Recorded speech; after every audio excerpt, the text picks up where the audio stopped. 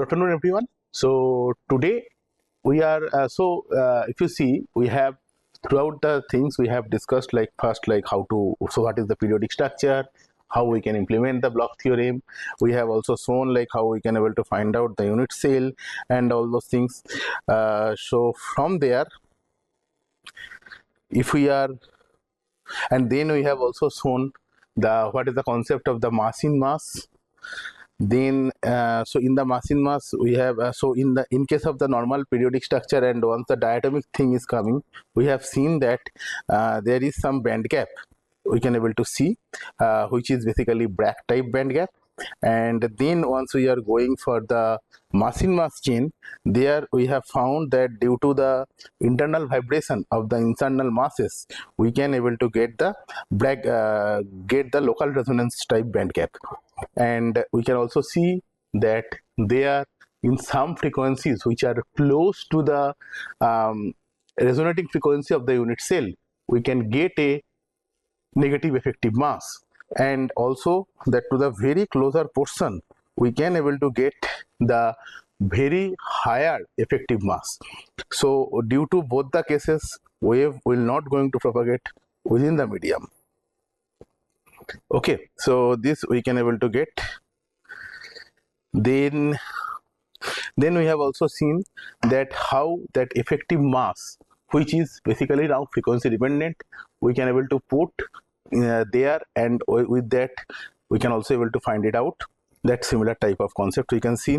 Then we have also discussed about the phase velocity and group velocity. So that basically tells us how the phase velocity is getting changed. We have also seen that like how the phase velocity is defined, that is omega divided by kappa, means the frequency divided by the wave number. So that basically gives us the phase velocity, and group velocity is del omega over del kappa. So from there we can able to so we have also plotted the group velocity and phase velocity in the frequency domain, and we have seen near the band gap group velocity of the system becomes 0. So that almost shows that energy going through the band gap is becoming 0 almost. Then we have also seen in case of the negative mass in mass metamaterial, there is a very interesting phenomena that negative mass in mass metamaterial also shows the negative group velocity in that second propagation band. So we can also see that thing. So now with this, today we will go for the negative stiffness metamaterial, and also we will also discuss the inertial amplifier concept. So if you think that now instead of just basic mass in mass metamaterial, if we consider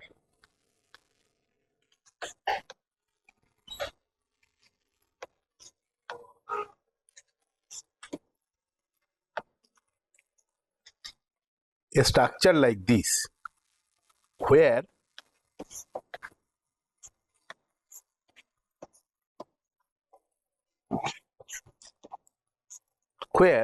if you see the masses, like it is just like a, instead of a normal chain where we are having like mass spring, now you think we are attaching a link.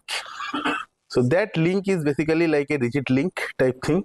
So this is basically rigid link, and with that rigid link we are having two masses which can able to move, which can able to actually oscillate. So from there, what type of motion from there we can, so what we can able to get, we can try to see here.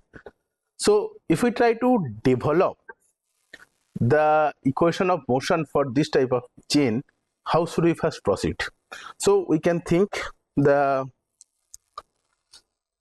unit cell, or we may directly apply the both the sides. So or we may directly apply the block theorem into the two displacements. So either of the thing we can able to do. So maybe let's say let's do the Why not?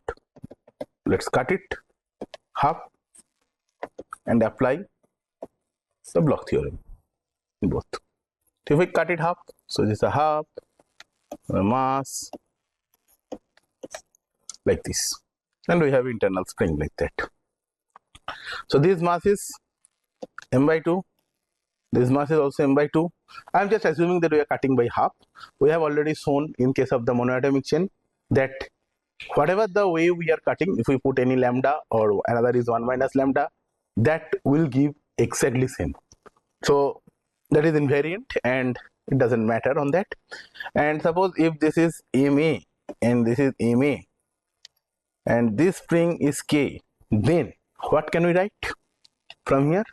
So basically our target is to check that how the equations are actually happening. So here one thing we need to understand that this is moving in the vertical direction. So if I think that this movement is u1, this movement is u2 and this movement is z, then we need to first establish a correlation between the u1, u2 with z.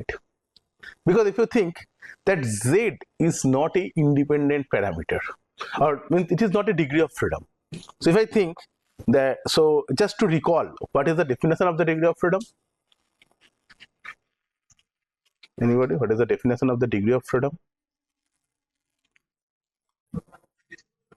Exactly. So number of independent displacement.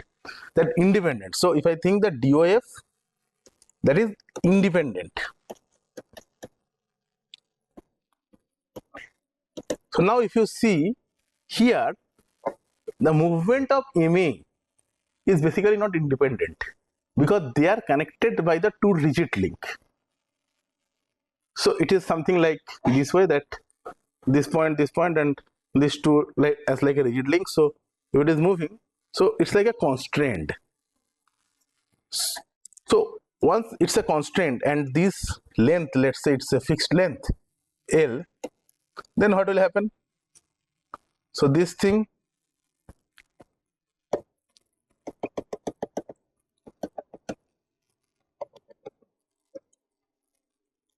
so this may be moved by Z amount, so this may be moved by U1 amount, and let's say this point is moved by U2 amount. So the center point moved by U2 plus U1 by 2 amount, that center point is moved. Agreed? This moves by U2, this moves by U1, center point will move, average of it. Clear? And this point is basically following the center point just in the vertical direction. So this one will go somewhere here and this one may be somewhere here. So this is now this condition. So if I think U1 and this is my Z, which is outward, so what can I write? So, and so how much is it compressed? So this point is it U2 plus U1 by 2 and this point moves U1. How much is that gap? This gap will become U2 plus U1 by 2 minus U1.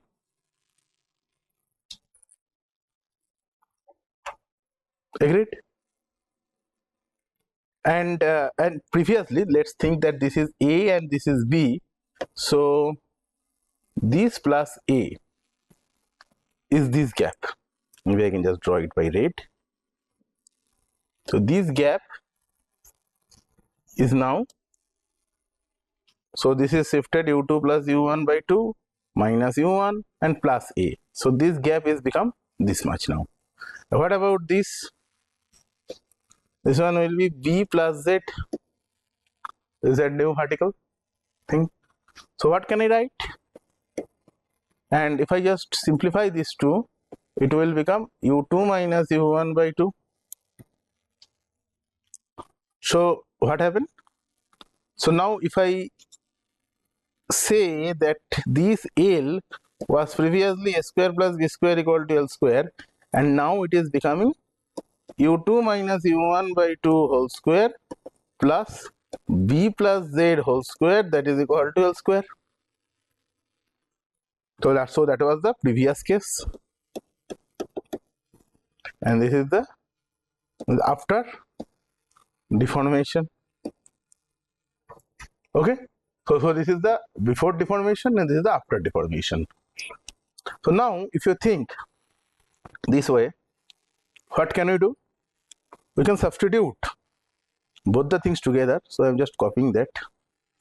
So I can write it u2 minus u1 by 2 whole square plus b plus z whole square, that is equal to a square plus b square. So if I u2 minus u1 by 2 whole square plus b plus z whole square should be equal to a square plus, oh sorry, I forget, plus a.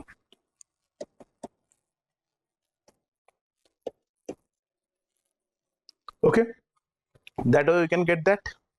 So now if you do u2 minus u1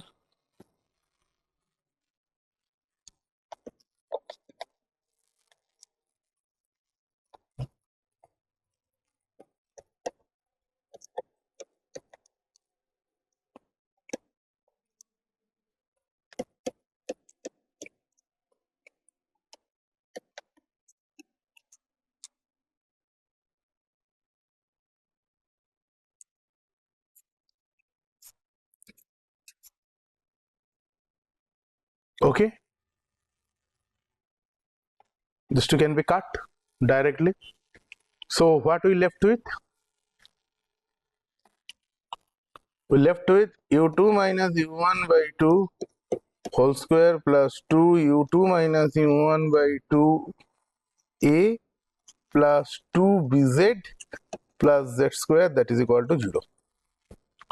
Now if we think that we are having a very small amount of vibration, then what will happen? So for small vibration,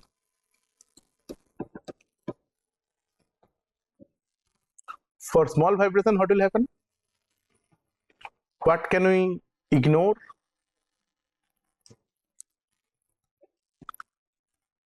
Somebody said z square.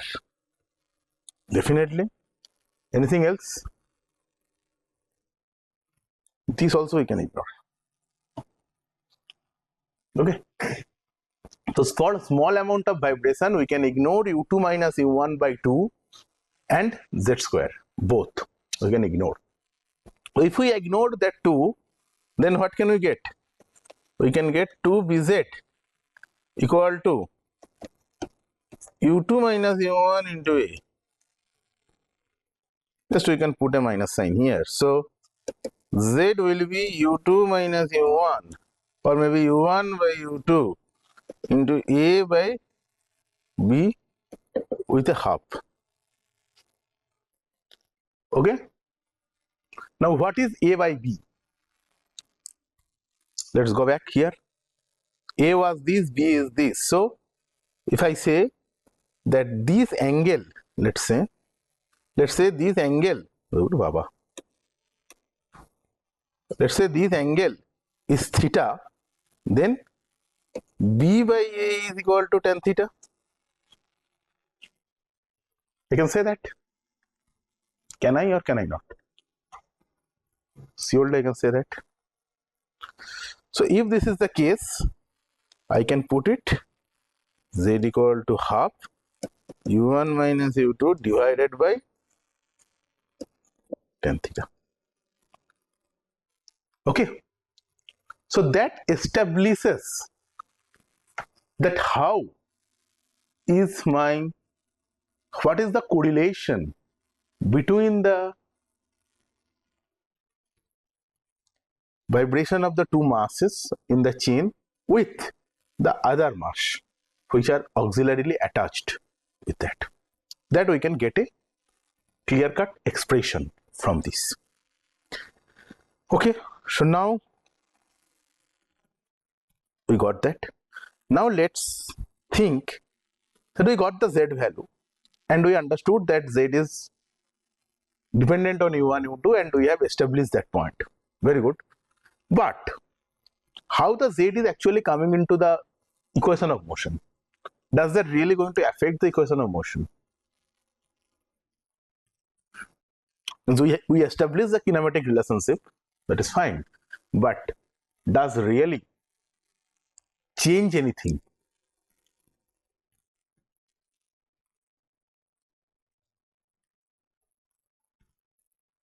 Hmm. Yes, it do change a lot of things. So let me just draw now the free body diagram. So that was this point, and this is this. Now this is connected, this is connected, this is connected with the spring. So now this moved z, I assume, to the downward. You should see z is positive in which direction? Positive z is downward. That's why b plus z I put. Okay, so positive z is downward. So this is downward z. So if the z is measured in the downward direction, that means we are assuming that displacement of z in the downward direction is positive. So which direction it will give the acceleration? So inertia will be given in this direction. Make sense? MZ double dot. Good. So if this is the scenario, then how we can get?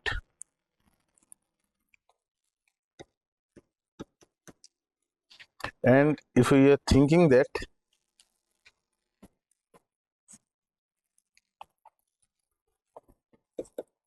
so if we also do that force diagram here, we can think that, or maybe just like if I draw it.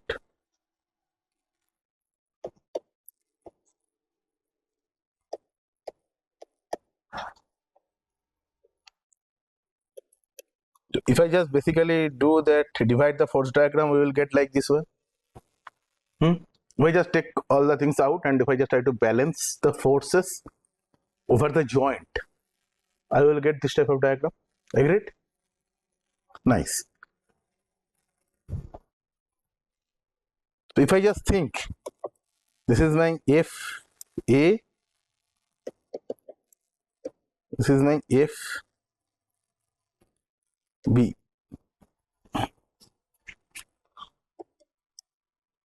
And both the angles are same.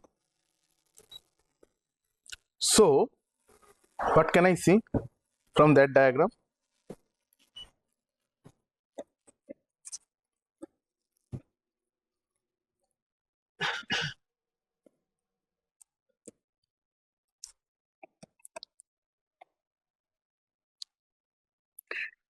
If I do summation of fx equal to 0, I will get fa cos theta equal to fb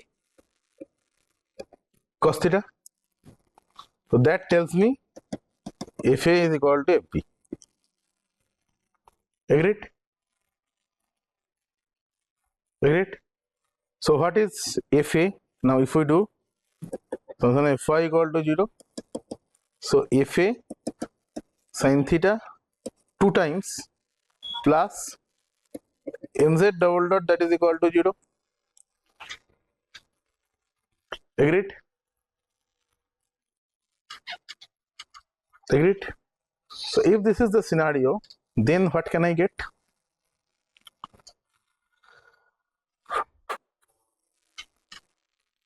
What is my fa then?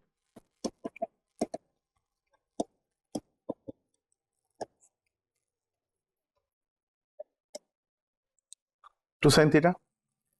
So that is my fa also here. This is my fa, and this force is k. And this force, how much it will come here? That displacement is u1. This displacement is u2. How much force it will have? u1 minus u2 in this direction. Is it correct? No. It will be in the opposite direction. Okay. So u2 minus u1, if you are taking in this direction, then it should be u2 minus u1. If you are taking u1 minus u2, then it should be opposite direction. Okay, so you will get that. And whatever is the mass here, and mass is m by 2. So inertia will be m by 2 into u1 double dot. Make sense? So if I now write the equation of motion for this mass, then how can we write equation of motion? So that will be only summation of fx equal to 0, fx equal to 0, because fy we don't need to balance it up, because obviously both the things will be fa and fa sin theta, both the cases will come and they will be cancelling out. We don't need to worry. So fx equal to 0. Now if you think fx, that is 2 fa cos theta plus 2 u2 minus u1 minus m by 2 u1 double dot, that is equal to 0. Okay, any doubt?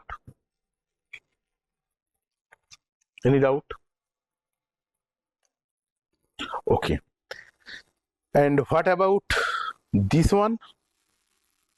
So this one is this, and this one if I write, so this one if I write,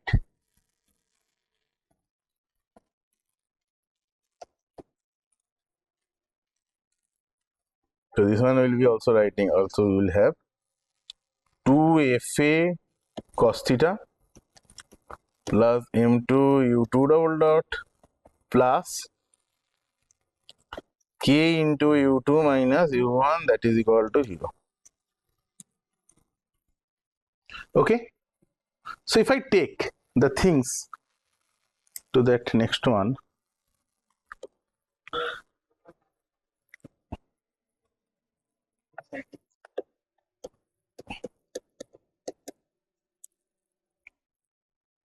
okay, it is going this way, it is going that way. In the spring it will be either compression or tension. Okay, so if I write down the equation of motion, what we got from the first case, we will have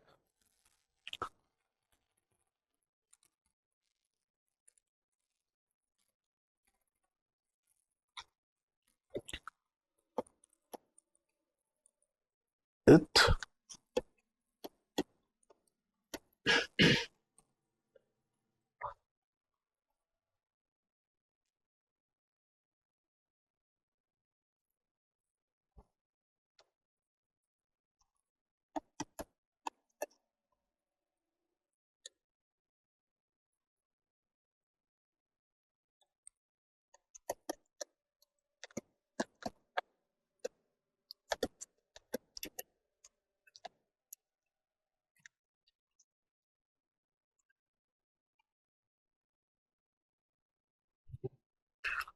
so if you see, I write the second equation as it is, but once I write the first equation, I multiply with a minus sign. Okay, so that my mass or the inertial term will always become positive.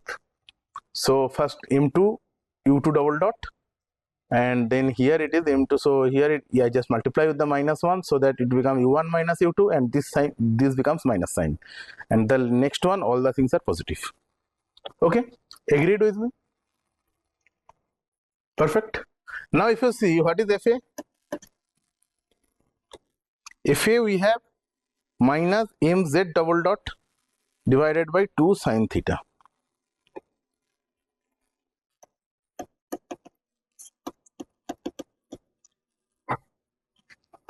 Make sense?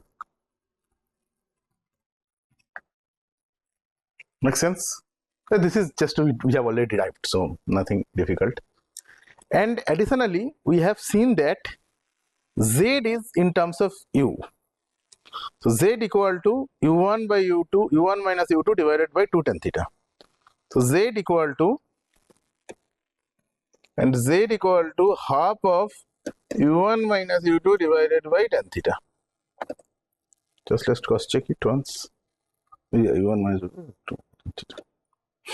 Okay. So we can see very clearly that if we are substituting instead of fa z, and again z in terms of u1 and u2, we can write the full equation in terms of u1 and u2. We will not have any f, we will not have any z. Okay, that's why what we told at the beginning, that z is not the degree of freedom, we can easily clearly able to see that thing, that z is not the degree of freedom, and therefore it is not coming in the equation of motion. Agreed? But that mass, so this mass ma actually, but that mass ma has an effect which is coming here in terms of the u1 u2. Agreed? Agreed? Okay, so now let's see how it will actually work.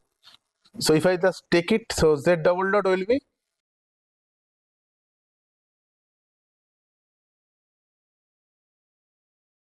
now if I just calculate that fa cos theta, so that will be 2 fa cos theta, that will be 2 minus m z double dot divided by 2 sin theta into cos theta.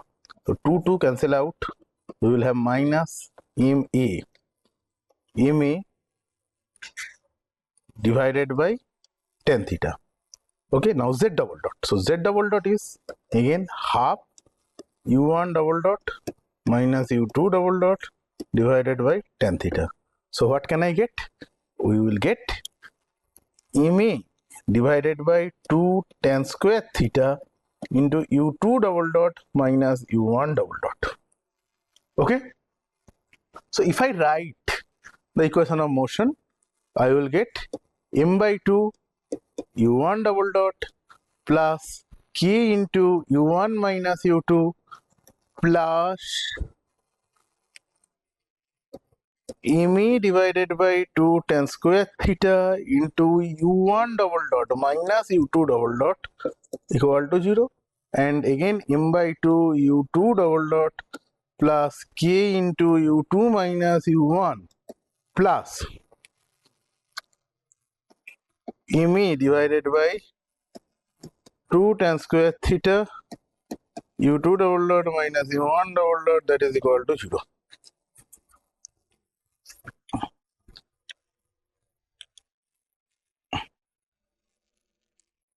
Okay, makes sense? So now if I write that full thing in the matrix form, so then let me just copy that one to the next slide. It's always better to do it in this way.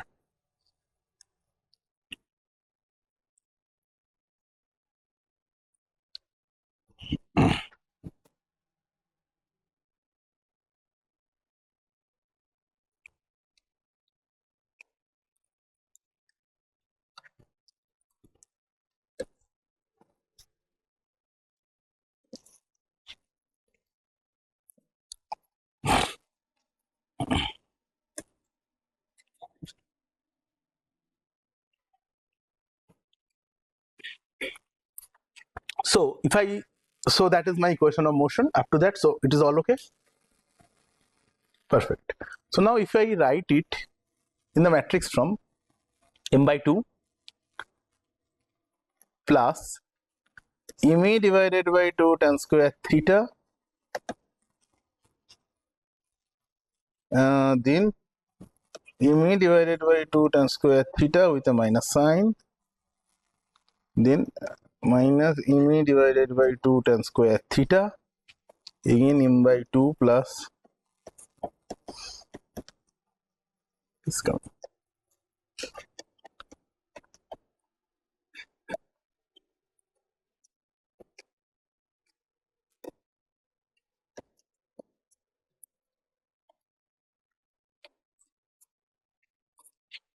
So you can very clearly see that the mass matrix of that unit cell get altered due to this arrangement. Okay, so that is why this structure is known as inertial amplifier, because your, like if you think what is the amplifier do in electrical circuit, that change or alters the voltage or power, whatever. So here you can also see that inertia get amplified. So that's why it is inertial amplifier. Okay, it is not touching at all the stiffness term. So that's why it is known as inertial amplifier. But there is a very interesting thing coming after that. Now if you see, so that thing is coming, very good. But now if we are applying the Bloch theorem on that, so now if we are applying the Bloch theorem on that, because that was my structure primarily.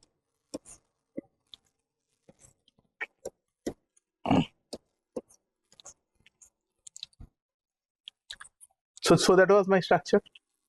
Agreed? So now if you think that this mass is U1 maybe, or this mass is U0 and this mass is U2, or maybe UN minus 1 and UN plus 1, whatever the way you are taking it, then what will happen? How this thing get changed? Because that matrix is basically telling what is the unit matrix coming inside. So for example, if it was only mass and stiffness, like if it is like only mass and stiffness, sorry, right.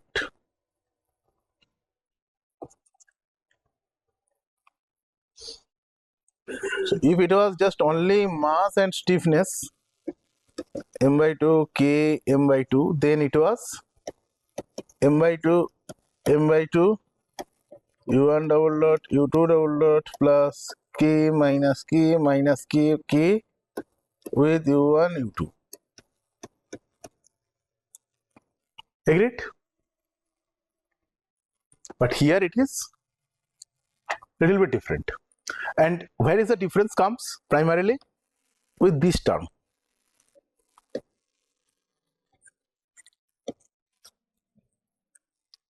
That is the prime alteration happened here. Okay. Now let's see what happening in case of the band gap.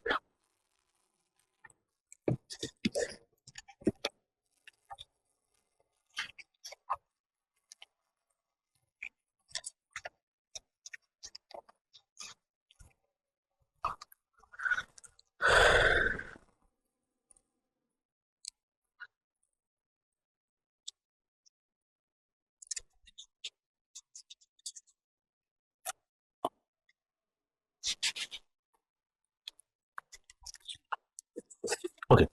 So once we are doing that band gap one, then how can we write it?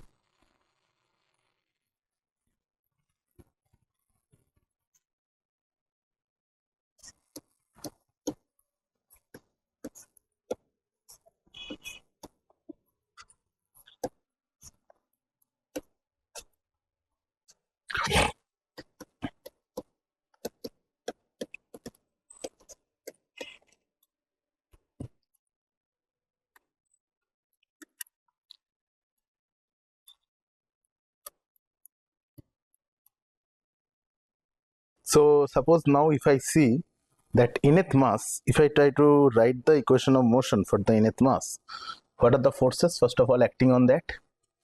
This is my F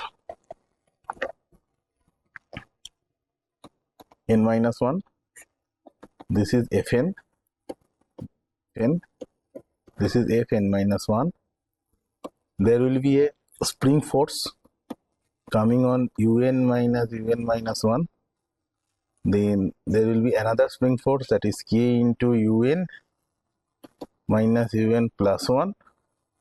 Then the inertia of that mass, that is m by 2 into, no, not m by 2, m into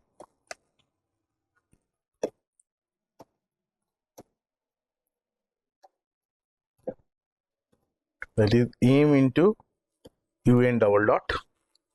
So these forces are acting on the structure. And what is Fn? Fn, we have seen that 2 Fn sine theta equal to minus ma into Zn double dot. So with this we can write that Fn equal to minus omega square me divided by 4 sin theta into tan theta into un plus 1 minus un. So we can get what is the thing in the Fn, and what will be Fn minus 1? Automatically Fn minus 1 will be this into ma divided by 4 sin theta into tan theta into un minus 1. Okay. Now if I write the equation of motion for that, for this mass, what can I get?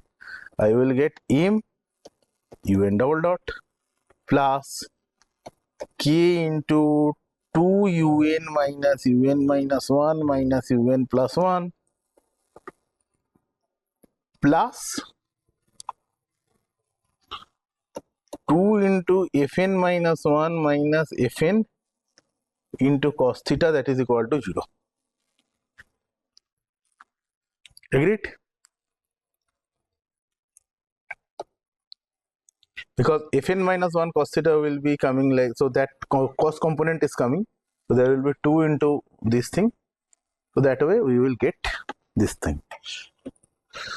So now if I am substituting that thing here, so it will become minus m omega square plus k into, sorry, un k into 2 un minus 1 un plus 1 plus,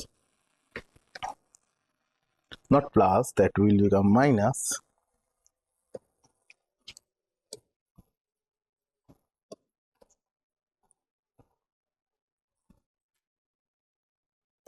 omega square ma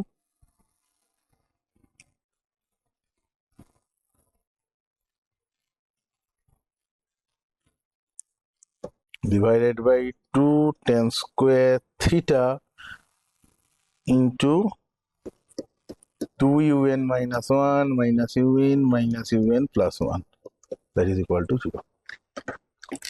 So what we are getting? So we are getting minus m omega square un plus k minus omega square ma divided by 2 tan square theta into 2 un minus 1 minus un plus 1, that is equal to 0. Okay, so obviously you can understand that this portion will be k effective, and that is my mass. So mass is not getting changed anything, mass is remain exactly same as it is. K effective will now increase or decrease? Will decrease, exactly. So now we can see very clearly that with this new thing, that is, now if you think,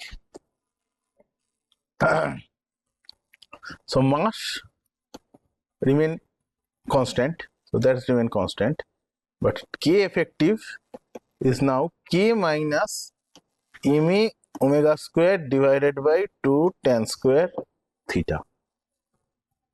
Okay, now me by 2 tan square theta, this is what?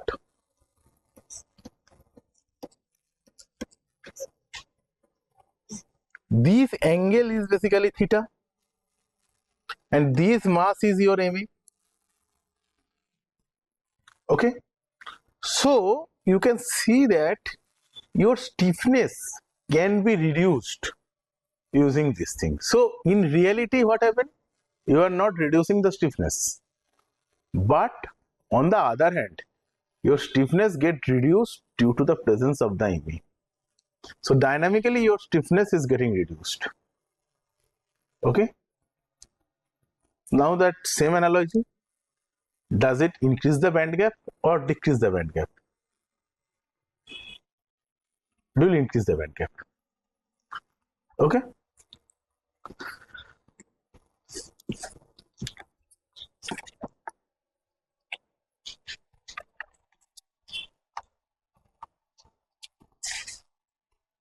so So you can also see like with some values, and more importantly you can think another very important point, crucial point actually.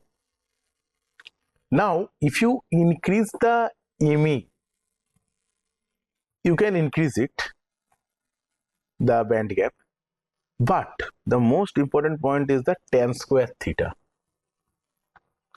Now if you, what is the graph of tan square theta? Or it is more like, if I write it, MA by 2 into cot square theta into omega square. So this cot square theta, what is the graph for cot square theta?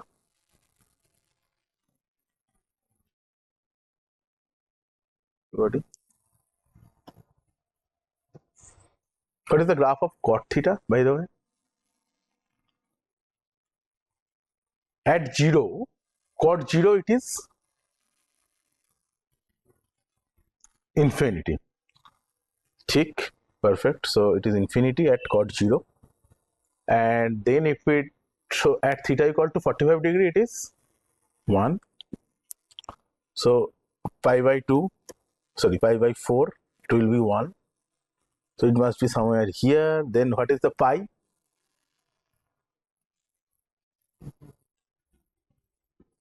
Again infinity.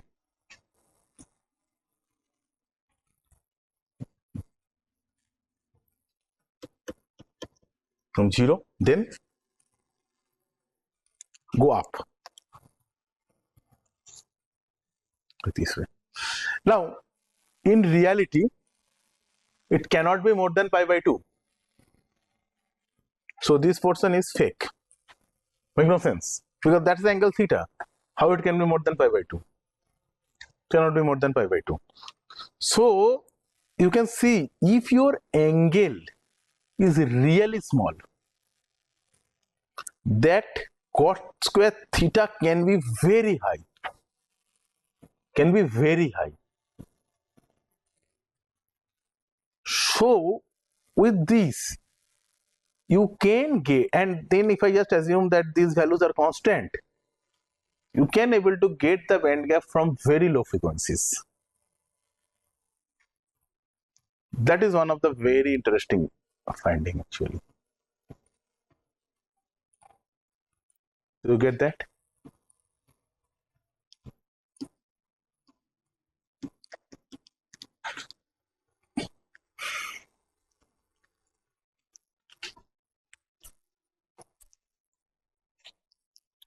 And that tan square theta is primarily that amplification factor, you can call it, like they're actually giving that big amplification.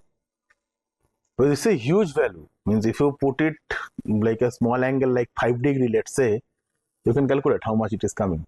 Just calculate how much is the tan 5, or just cot means the tan 5, then take the inverse and tell the square. So like theta equal to 5 degree, suppose, let's say, then cot square 131. So think 131 times your like that mass, some sort of the contribution is increased by 131 times.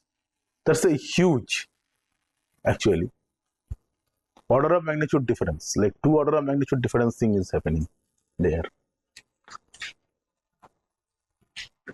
Got that thing? Clear?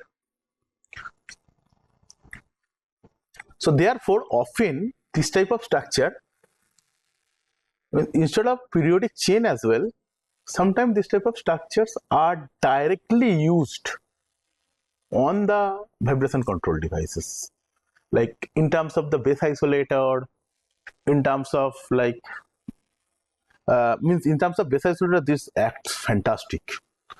Generally, like as like a TMD that does not perform well, like if you make one side fixed and then other side moving, fantastic, it do a fantastic job on that. Okay, good. Now the next thing is that, now instead of having just directly that mass. Now if you are having in that, instead of only Ma, like in that Ma portion, now if you are having like a mass in mass, okay, so like for example Ks, Ms, Ma, then what will happen? And think that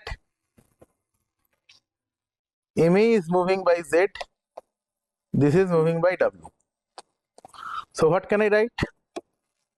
Ma into Z double, M effective into Z dot will be equal to Ma into Z dot plus Ms into W dot, and another equation is Ms into W double dot plus Ks into W minus Z should be equal to 0. Agreed? So can I write omega square Ms plus Ks into W should be equal to Ks into Z. So W equal to Ks into Z divided by Ks minus Ms omega square. Does that make sense?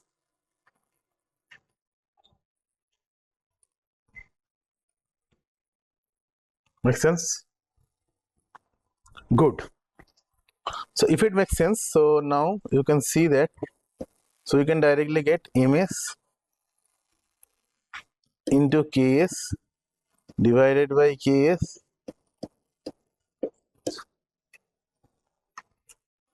that's all.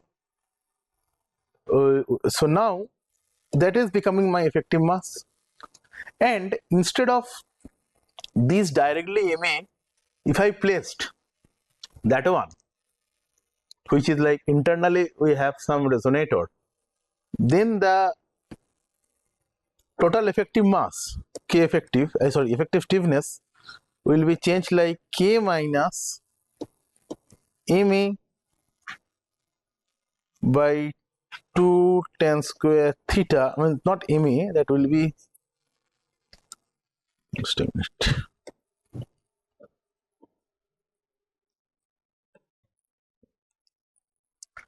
that will be 1 by this into Ma plus Ms Ks divided by Ks minus Ms omega square into omega square.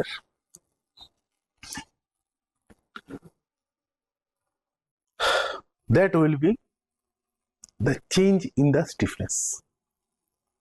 So here now you can see that things became quite difficult because it is not directly increasing or decreasing. It is like if you are starting with like a very small frequency. Okay, so let's try to see that how it is happening. Now if I just try to draw how it should look like.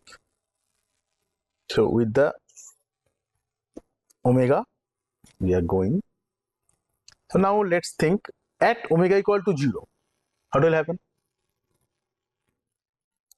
This term completely will become 0 because omega is 0, so everything will be not at all playing anything. So it will start from here basically. So this is my K, whatever is the main stiffness. And if you see, this is very correct. Once there is nothing, it is just only the main stiffness will work on that for the very low frequency. Now next thing, now we are increasing the omega slowly. So suppose we took here, actually we can do one small thing. So now if you think that we are dividing this full thing with the Ks, then what will happen? Ma, Ms, I am dividing with the Ks up and down, so 1 minus omega square divided by the omega square s. Agreed? Okay. So at omega equal to omega square s, what will happen? But once omega is close to omega square s, what will happen? This full thing will be very small means that will be close to 1. So 1 minus that close value may be like 0.99. That will be almost 0. So we are dividing that image with a very, very small number. So that portion will be very high. That plus image, okay, increase little bit, divided by 2 tan square theta. If the theta is also very small, that is also again a very high number. Full thing will be very high, and full thing is negative. So full thing will be very, very high negative value. So we can see that near omega s we will have a very, very high negative stiffness. Now, if that is their very high negative stiffness, so at some point in between, it becomes 0. That is for sure. But it has to go like this way, na? It has to go with some path. So, what is that point? So that point we can easily calculate. Just if we make that should be equal to 0, we can able to get it. So just like if I make it 0, so k minus omega square by 2 tan square theta into ma plus ms divided by 1 minus omega square by omega square s. That is so equal to 0. So what can I say?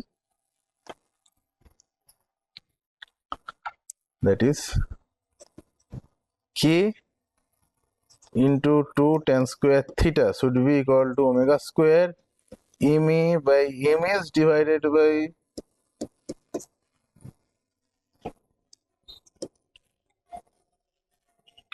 this is the scenario we will have. Now this value, if you think what is the order of the equation of omega, will come in here.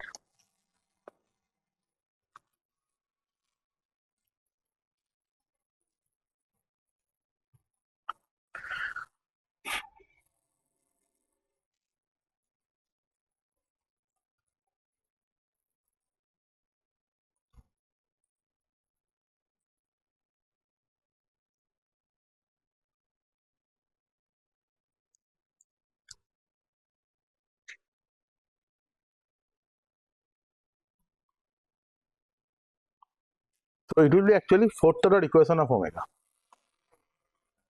So this equation, if I say that is the fourth order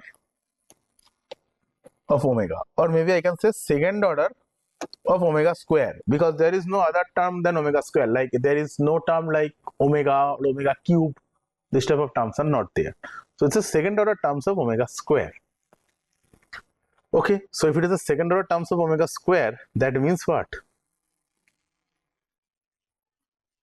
We will have two solution in the omega square. So that means two positive solution we can have. Okay, so let me check.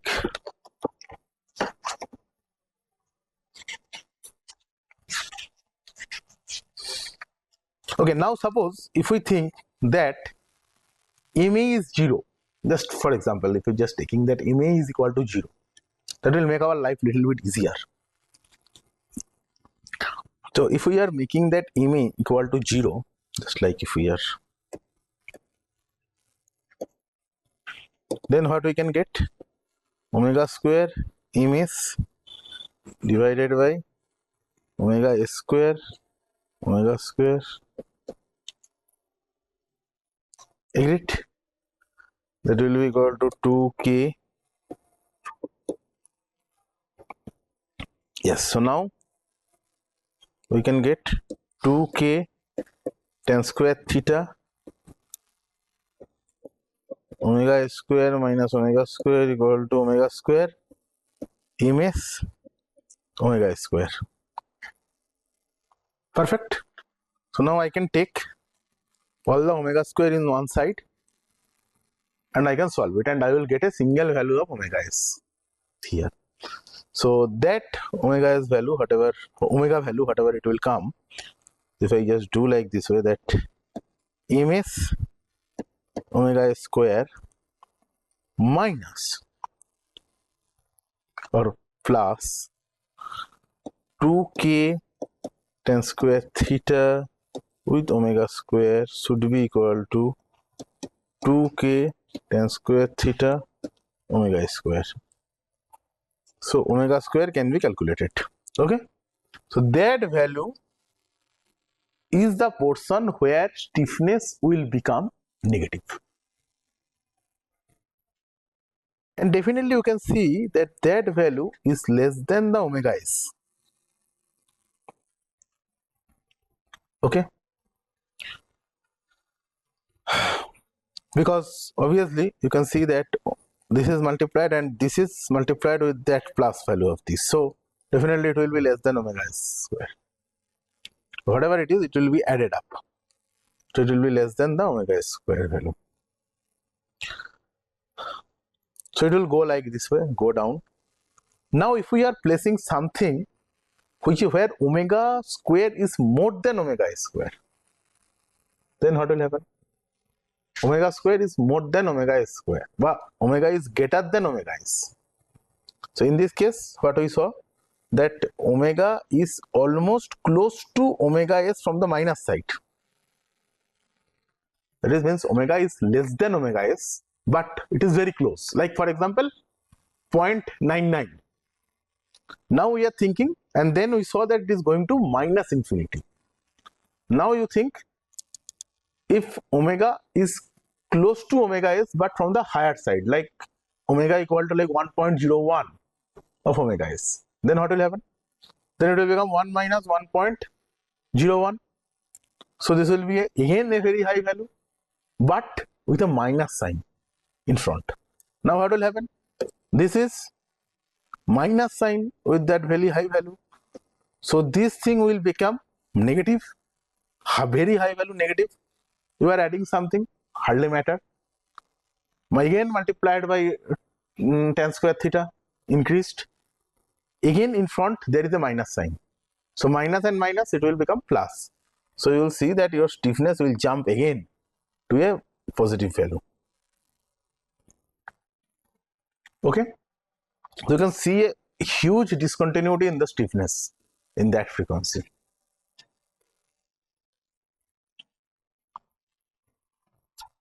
Agreed? It would jump higher, and then if you are going, if you are putting the high value of the omega, then what will happen? Once the omega is very high, then what happens? 1 minus omega square, that's also a very high value. Means that's a high value. So 1 minus omega, it is like a high value, you are subtract, that is negative itself. So this thing is remaining negative but high.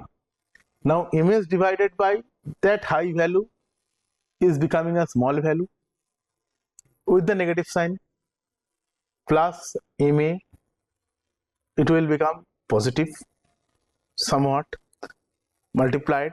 So you will get it somewhere here. So you can see that it will go and you will have like this type of stiffness. Okay. Now here, if you think, then where can we expect the band gap will occur? What should be our expectation?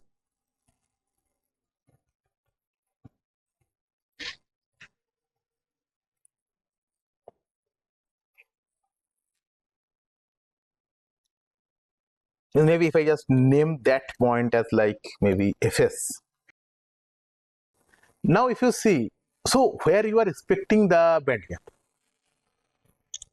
Where do you think that band gap can be possible?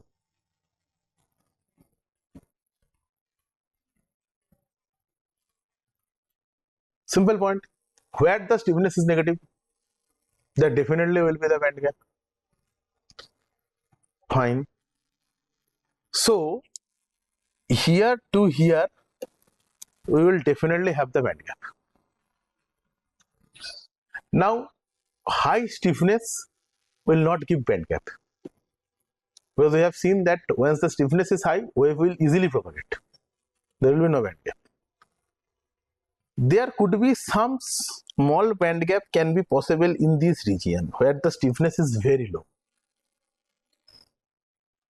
Not zero, because before zero also there could be some stiffness, na? And that stiffness is very low. So there you can have some band gap. Small band gap can be possible. So you can also calculate the band gap, like the dispersion relationship you can get. Yes, so this gives you the dispersion relation. So if you plot the dispersion relation, you can exactly find out where the band gap will come, and you will see that those portions it will lie primarily. And if you plot the band gap and that stiffness on one,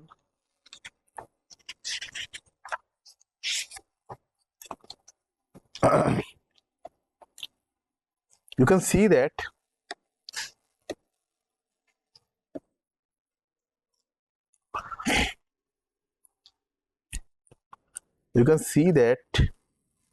like if I see that this is like a real and this is imaginary, you will see that this will go,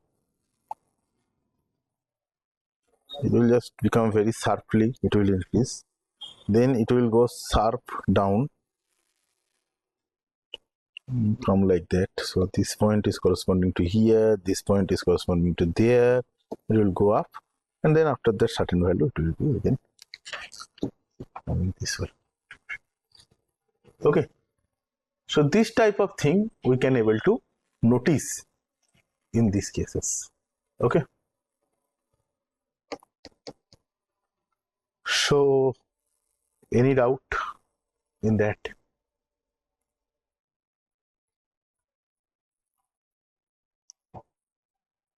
And this structure, then how it look like? If I think that a negative stiffness structure looks like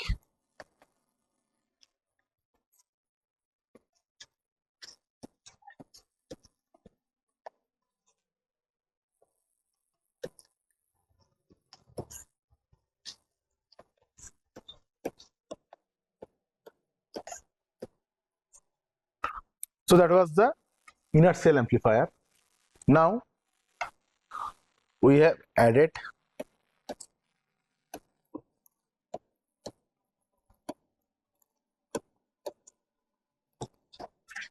like this way, that thing is coming. So now if you, so that thing can also gives you, so this structure can also give you the negative stiffness effect, but originally negative stiffness means once this ME you are putting it 0, means you are not putting any mass, that's like a junction, and that structure corresponds to the Helmholtz resonator. So that is like a structural configuration like this, where like you are having some sort of tube, there is some fluid inside. So once that air pressure is giving, and this portion is like a cavity and there is a fluid is given, so in that cavity there is some pressure also. So once your flow, air flow is happening, or like you are giving some pressure, then that pressure is exerted here also, so it gives a oscillation. And once this oscillation is matching with the frequency of the sound pressure, then you can able to see a resonance type effect, and then you can get a band gap as well. So this type of things are very commonly used to have noise control of the AC duct and all other places. So these are nicely used there. And its mechanical version is somewhat, so this is like acoustic application what I told, but this it is its mechanical version. You can think that how the mechanically that structure looks like. Okay, so from here actually we like went into that research was so then actually one nice concept was actually formulated, that was Like now if you add here again the resonator, then what happened? Now we are having the negative mass effect as well. So, and if you see, primarily the units are connected to a single degree of freedom. Agreed? So that's why that becomes a generalized class of the monocoupled system. Okay, that's a monocoupled system.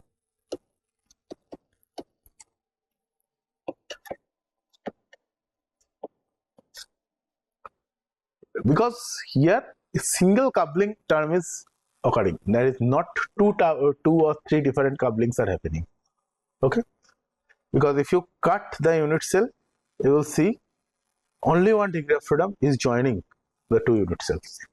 Okay, so how this thing, so now these unit cell, like primarily one of the PhD student from our group actually, Abhigna Bhatt, she actually did this unit cell first time and we proposed that. That's like a inertial amplifier, negative mass, negative stiffness metamaterial. So that combines all the different possibilities of the metamaterial chain possible in that full thing. And in the monocoupled system, there are the bicoupled system can also be possible, but in the monocoupled domain, this unit cell can be degenerated into 8 different class of the monocoupled systems. So maybe I can draw and explain it properly. Oh, sorry. So if you see, like just we will start, or maybe I'll just do one thing.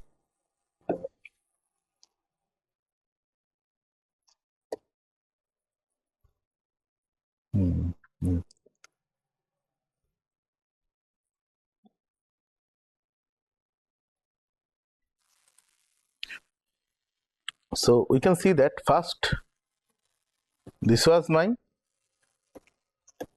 primary monatomic chain. Agreed? Then we do what? We now added, or maybe I'll just draw it a little bit better. Just a minute.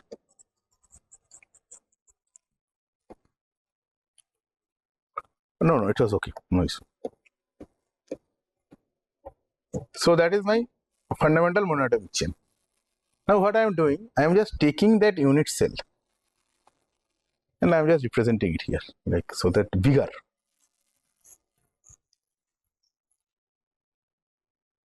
Okay, the unit cell is there. So now here, what is the things we are doing? So first thing, we are adding another internal mass. So once we added the internal resonator, then that become mass in mass system, exactly, or negative negative mass system, or mass in mass system. Perfect. Then second thing, what we do? Second thing, we attach a rigid link, and that is inertial amplifier. Okay. Third thing is what? Like we keep that link and we attach the resonator here. So that is my negative stiffness. This is my inertial amplifier. This is my negative mass. Okay. And black one is my monoatomic thing system.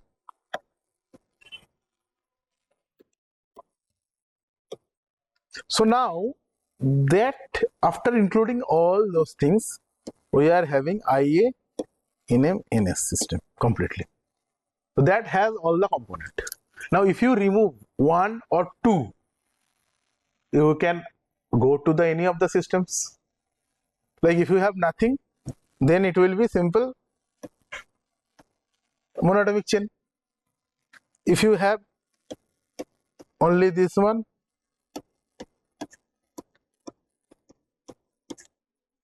that one is like your NM system, negative mass system.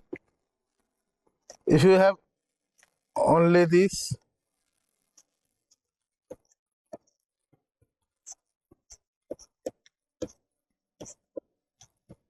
that is your IA system. If you have this,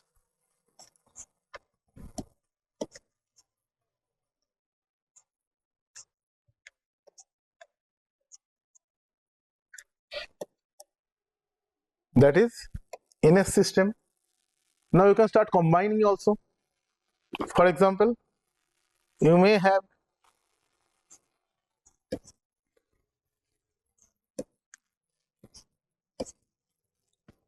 that will be IANM.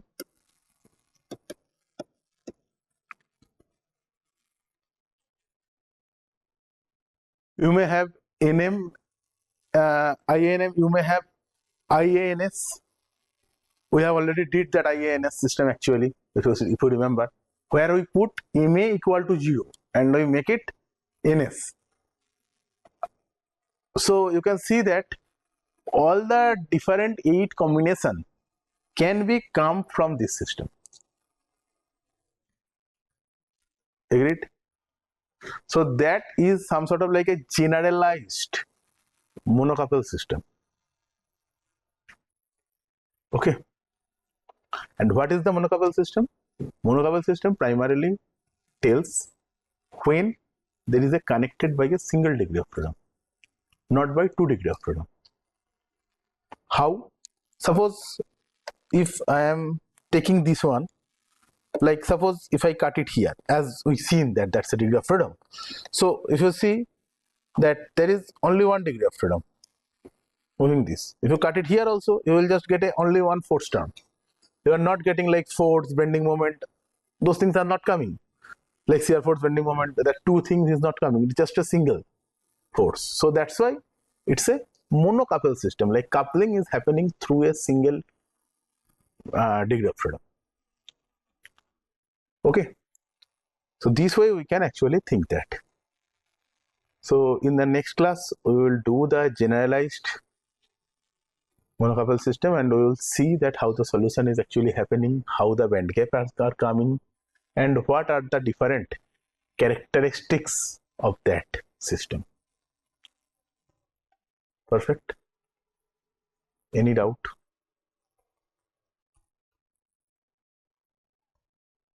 Okay. So with this, we can stop it here today.